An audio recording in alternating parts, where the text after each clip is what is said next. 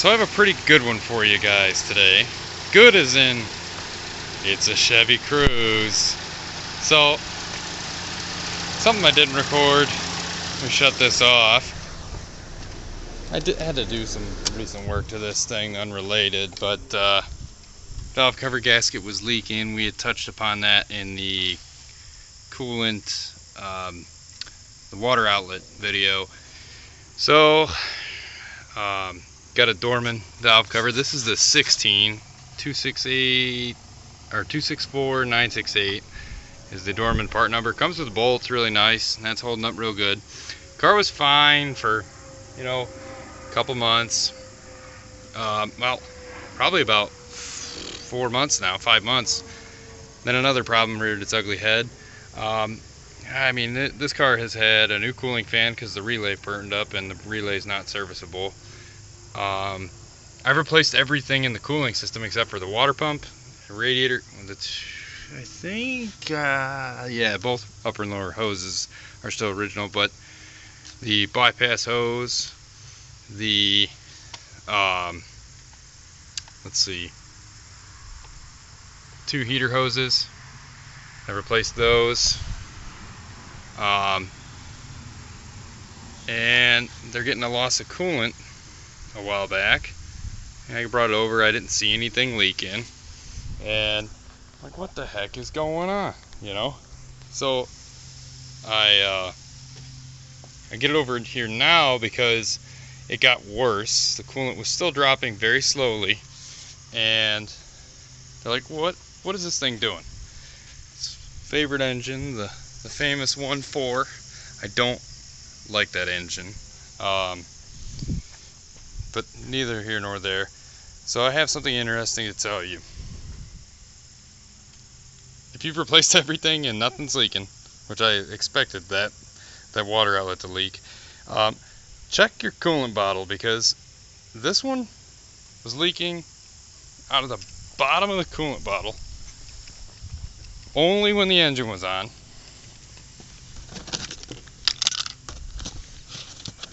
Oh geez, let me set you down. I got that in there good.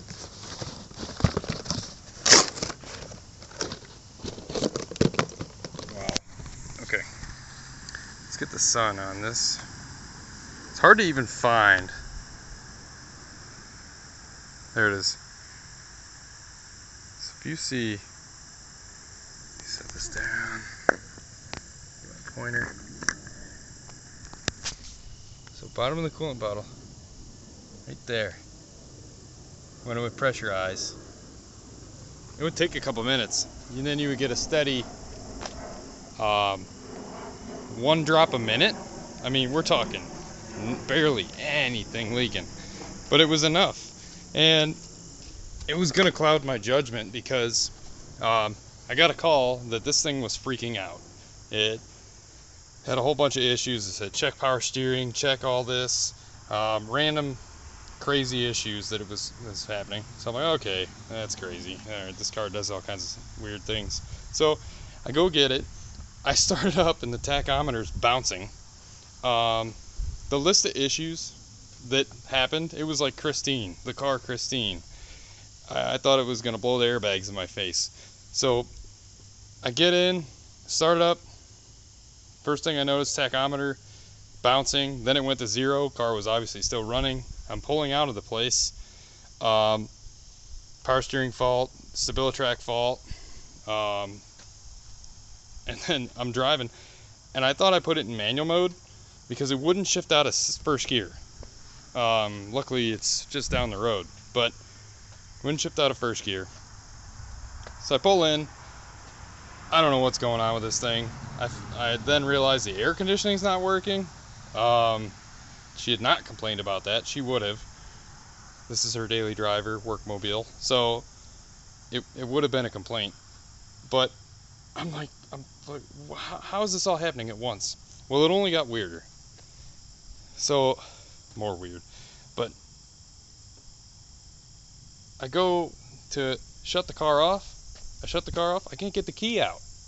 I'm like, I don't know what's going on. I mean, start it back up, starts up just fine. Shut it back off. Key comes out. All right, this is weird. Wacko car. So I start looking around at TSB, stuff like that, and the ABS and stability control was the one that I found that really showed me what might have been the fix. This negative battery cable, as I'll stop John, this negative battery cable is brand new from the dealer. I guess the crimp goes bad right here, or it wasn't crimped sufficiently. Surprisingly enough, I called, ran the VIN through the dealer. This one's not affected, but I think it is. I think it's got skipped, or they missed it, because it definitely is fine now. I put a new battery in it too. The battery was just fine, but we did it because it was the original battery. It's a 16, so you know, might as well do that. The bottle's only $20, so I believe they know that it leaks and that it's a common problem. Also, there's like nothing that holds this bottle in. I'm putting a zip tie on that. But yeah, negative battery cable. If you have a bunch of weird electrical problems, I'm talking like at the end, I disconnect the battery, the negative, reconnected it just to see what happened. Then the car wouldn't even start. And the DRLs were flashing and this relay box was clicking. The underhood fuse box was clicking internally. But what almost clouded my judgment was the fact that this was leaking onto the wiring harness underneath of it, and made me think, oh geez, we got a big harness problem, you know, until I found that TSB. And I cleaned some grounds while I was under here, because the grounds, I mean, they're only like M7. I mean, they're small. They're not very big. That's the main ground right there. That comes from the battery. That's your battery negative, and this, I believe, goes to the engine. And these are just, I'm thinking the fans, some other stuff, but a lot of these little baby grounds everywhere. And there was paint underneath there too, underneath the one that goes to fans and the accessories.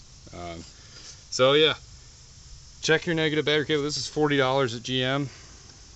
This little part here, the battery cable, 40 bucks. I was gonna get one from, you know, AutoZone or O'Reilly's, just a regular one.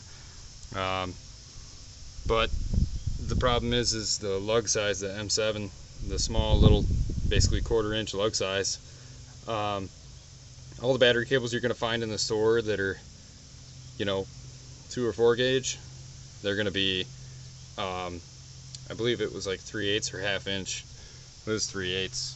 So you'd have to washer it up, and I just didn't want to do that. Especially with this, I'd have to mess with this too. This just bolts right back on. You keep your stud. This does not come with this stud, so keep that. But yeah, guys, I think it's fixed, and I want it to go away. So I don't like this car. This is kind of right up there with Chevy Traverse. I don't love those. So yeah, have a good day. Check your negative battery cable. If you have a 16 Cruise, I'd just replace it, because this just happened randomly. And the old one, I did pull on this and it started coming out. So no bueno. I'll let you know if it doesn't fix it and there is a corrosion problem, but we're gonna hope that's not the issue. See you guys.